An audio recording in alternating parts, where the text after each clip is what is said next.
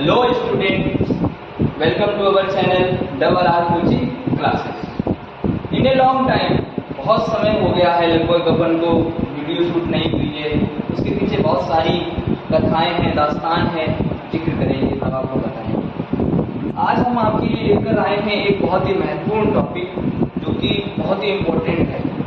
इन two way, दो तरीके से आपके लिए वो इम्पोर्टेंट है। पहली बात तो ये इसके लिए इम्पोर्टेंट है कि आपके सिलेबस में पूछा जाता है। दूसरा इसलिए है इम्पोर्टेंट कि जो आगामी आपके चैप्टर हैं 12th क्लास में, उनको पढ़ने के लिए जो है आपको इसकी ज़रूरत पड़ेगी। इन सभी को और आजकल मैंने ये भी देखा है कि स्टूडेंट को ज़्यादातर कुछ टॉपिक में बहुत ज़्यादा दिक्कत आ रही है। ये सब देखते हुए हमने सोचा है कि पहले क्यों ना हम इसको ज़्यादा डिस्कस कर लें। ठीक है, तो वो टॉपिक है हमारा विमा वाला। क्या नाम है इसका? विमा। विमा को हम इंग्लिश में बोलते हैं डायमेंशन। ठीक है, अच्छा, डायमेंशन विमा क्या है? तो सबसे पहले ज़्यादातर स्टूडेंट्स को विमा निकालने में दिक्कत आती है, और फिजिक्स तो एक ऐसा सब्जेक्ट है जिसमें विमा का तो एक तो 2 नंबर का क्वेश्चन इसमें से आता है। हो सकता है कि गलती में पूछ ले, या हो सकता है चाहे जैसे पूछ सकता है। और दूसरी बात ये है कि इसके लिए हमें जो है मात्रक की भी बहुत जरूरत पड़ती है, और मात्रक को सीखने के लिए हमें सबसे पहले हम भी सीखने जा रहे हैं जो आपने क्लास 9th में पढ़ा है। ठीक है, तो ध्यान से समझिएगा। सबसे पहले हम इसके बारे में मूल राशि के बारे में।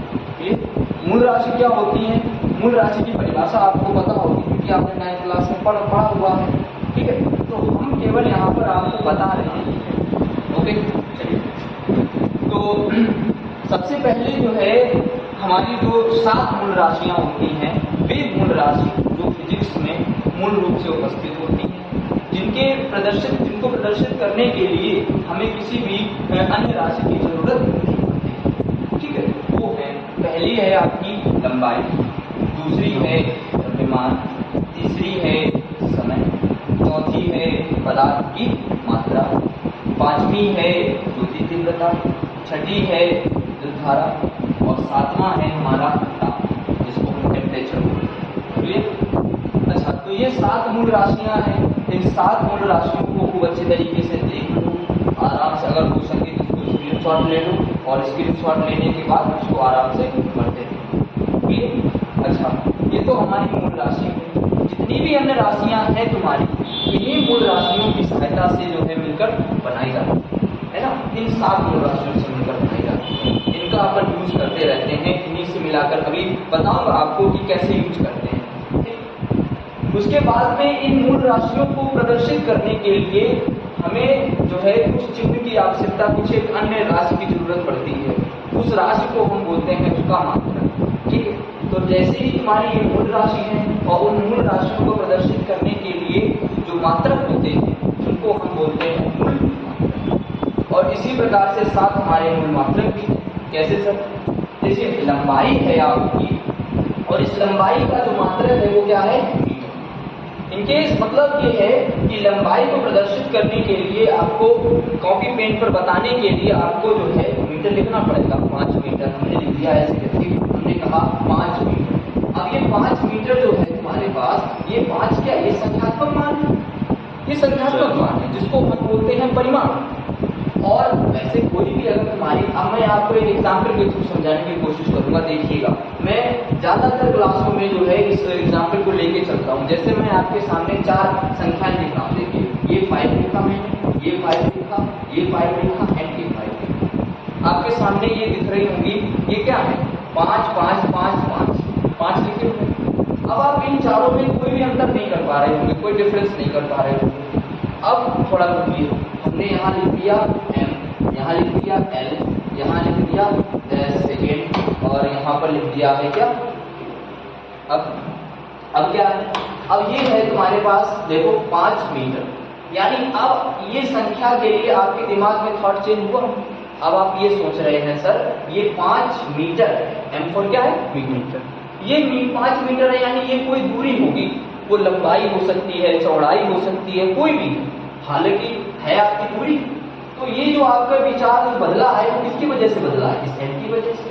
बदला नहीं बदला, ये देखिए ये क्या है 5 L फॉर लीटर, यानी यहाँ पर जो है आपको ये पता है कि ये 5 और लीटर का मतलब कोई तरल पदार्थ है सर।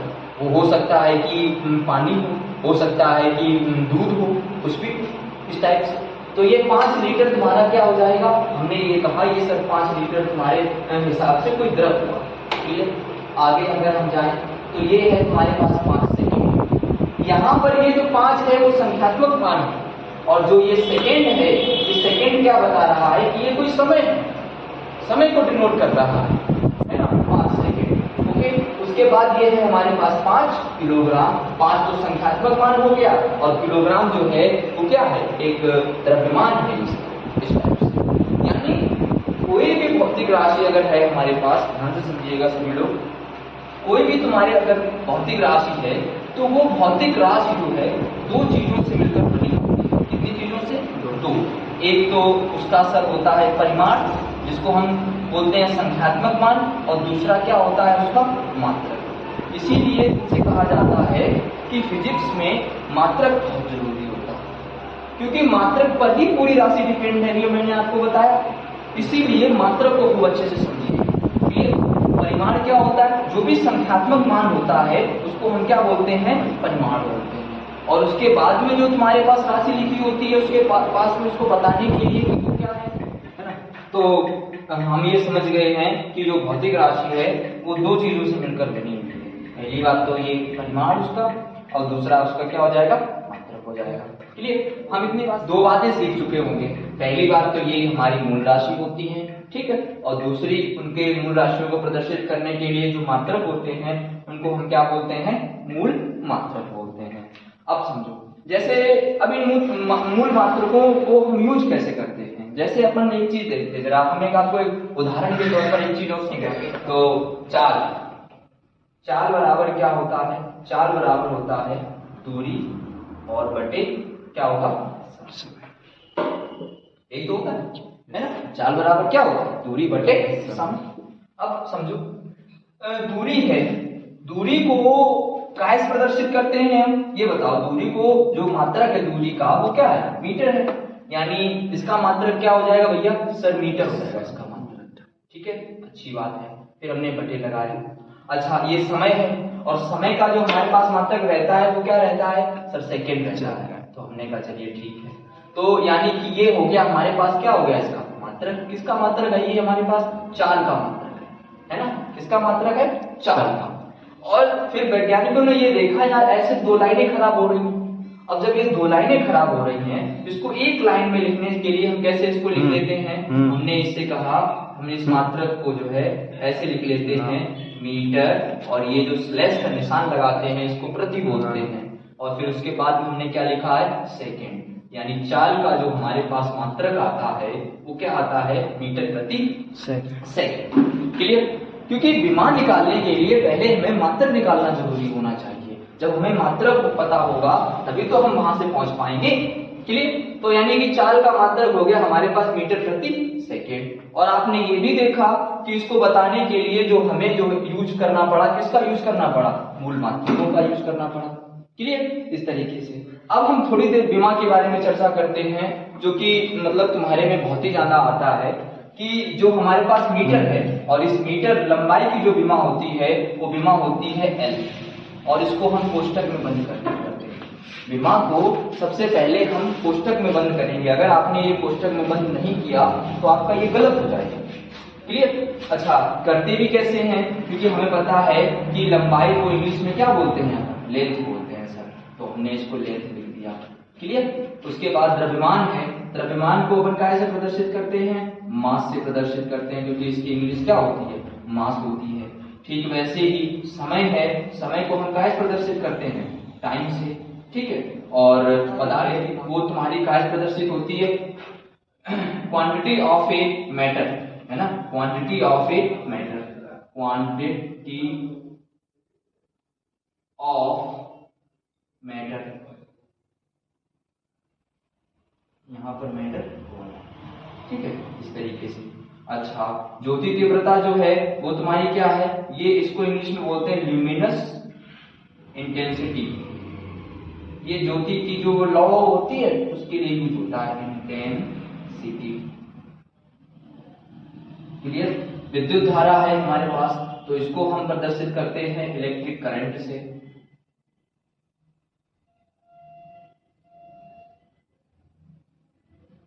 ठीक है, और ताप है, ताप को अपन प्रदर्शित करते हैं इंग्लिश में, क्या होता है?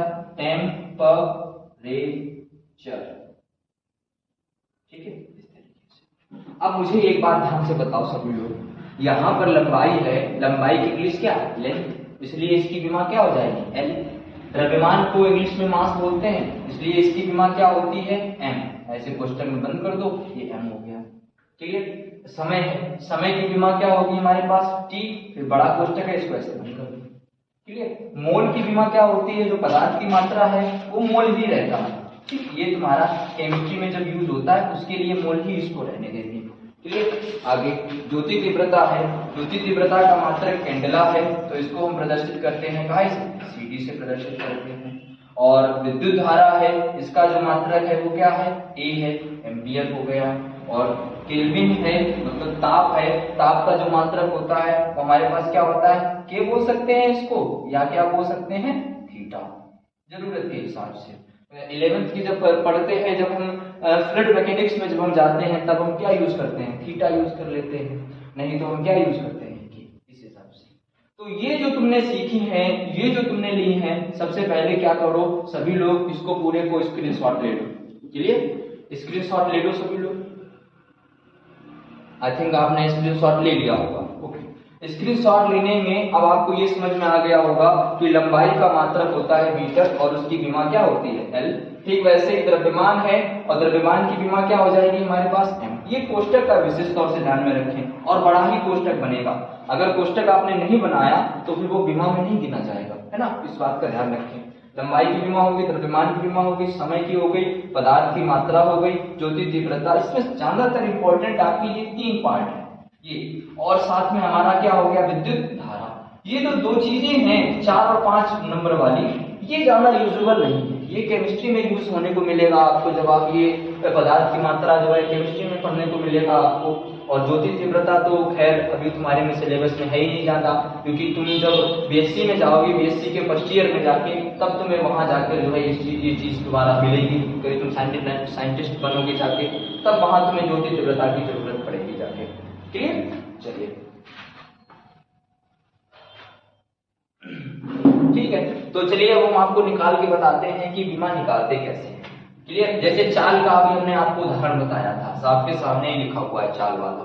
क्लियर? चलो अब हम देखो इसकी विमा निकालते हैं। जैसे चाल की, तो चाल की अगर मुझे विमा निकालनी है भैया, तो हमने ये कहा दूरी है ना, दूरी है बच्चा।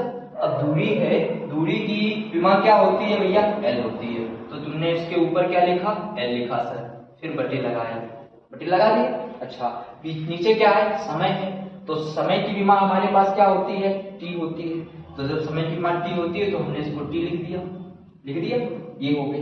अब फिर वही बात है, क्लास 7th में तुमने पढ़ा होगा, जब कोई भी नीचे घात होती है हर में, जब हम उसको ऊपर उठा के लेके चले जाते हैं तो उसके ऊपर कौन सी चढ़ जाती है? माइनस का चढ़ जाता है। ये पढ़ा होगा आपने। जैसे मान लो ए है और नीचे क्या है? बी।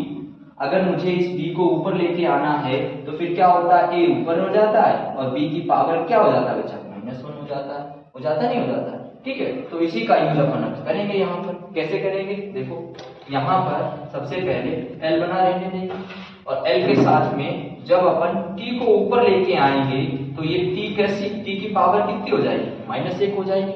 और जब -1 हो जाएगी तो इसको हम डब्बे में क्या कर देंगे? बंद कर देंगे।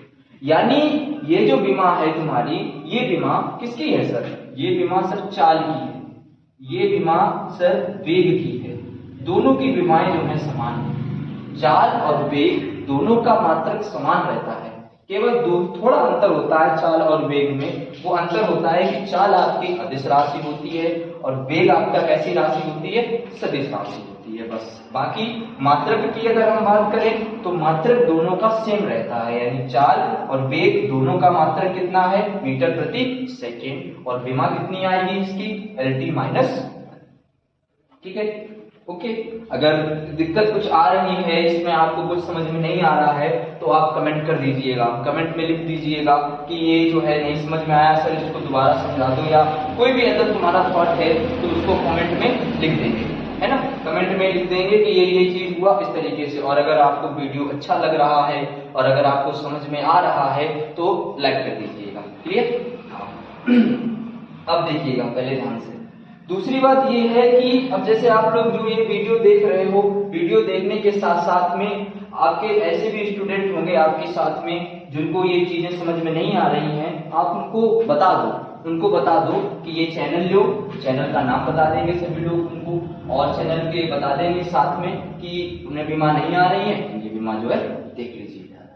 क्लियर? एक और है आपके पास, जैसे अब हम आपसे बताएं तो हम बात करते हैं किसके बारे में, त्वरण के बारे में करते हैं।